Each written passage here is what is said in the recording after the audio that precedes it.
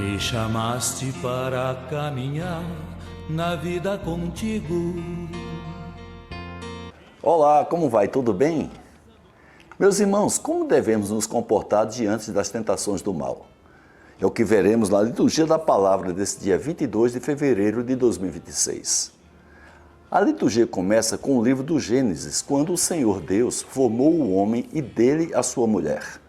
Do pó da terra soprou-lhes nas narinas o sopro da vida e o homem tornou-se um ser vivente.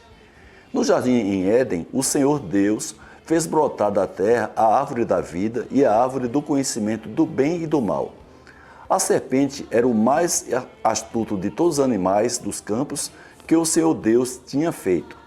Apesar da mulher saber que Deus tinha proibido comer do fruto da árvore do conhecimento, senão ela morreria, a serpente convenceu-lhe de que não era verdade, e ainda mais que Deus sabia que, no dia em que dele comesse, seus olhos se abririam e eles seriam como Deus, conhecendo o bem e o mal.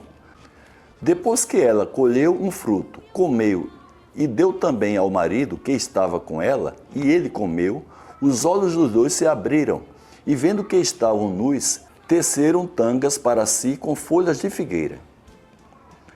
Na carta que Paulo enviou aos Romanos, ele lembra que o pecado entrou no mundo por um só homem. Através do pecado entrou a morte, e a morte passou para todos os homens porque todos pecaram. Que pela falta de um só homem, a morte começou a reinar.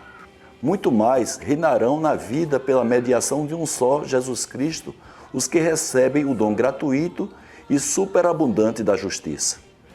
E Paulo conclui dizendo que, pela desobediência de um só homem, a humanidade toda foi estabelecida numa situação de pecado, assim também, pela obediência de um só, toda a humanidade passaria a uma situação de justiça.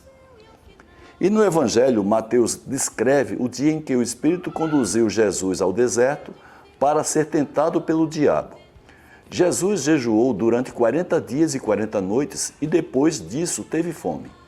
Então o tentador aproximou-se, desafiando se ele realmente era filho de Deus, que mandasse que aquelas pedras se transformassem em pães, que se lançasse na parte mais alta do templo. Prometeu-lhe que lhe daria todos os reinos do mundo e a sua glória se ele se ajoelhasse diante do tentado para lhe adorar. Mas, conhecendo as palavras do Senhor, Jesus rebateu ao tentador e nada aceitou de suas provocações e promessas. Em seguida, Jesus lhe disse: vai-te embora, Satanás, porque está escrito: adorarás ao Senhor teu Deus e somente a ele prestará culto. Então o diabo o deixou. E os anjos se aproximaram e serviram a Jesus. Meus irmãos, qual é a minha conclusão da liturgia da palavra desse domingo? Que a melhor maneira de vencermos as tentações do mal é estarmos firmes na palavra de Deus. Ela é suficiente para tudo, pois Ele é todo-poderoso e absoluto. Eu particularmente creio que a maior tentação que temos em nosso dia a dia é a nossa vaidade. Queremos ter o poder não para servir, mas para manipularmos, para fazer prevalecer a nossa vontade. Foi justamente isto que fez com que Adão e Eva cometessem o pecado original, quando imaginaram que, comendo os frutos da árvore do conhecimento, poderiam ter o mesmo poder de Deus, seu Criador.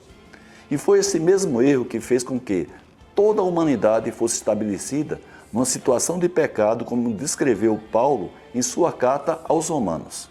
Por outro lado, Jesus, mesmo em situação de carência física e mental, pois estava 40 dias no deserto com fome e sede, iluminado pelo Espírito Santo, conhecendo e sendo fiel à palavra e à promessa de Deus, foi capaz de resistir às tentações do tentador, que lhe prometia um falso poder e glória, para com isto levar toda a humanidade para uma situação de justiça. Por isto, temos que glorificar o nome do Senhor por meio do Evangelho de seu Filho amado, Jesus Cristo, o nosso Redentor. Uma semana abençoada para você, para sua família e para todos os seus amigos. Amém? Chama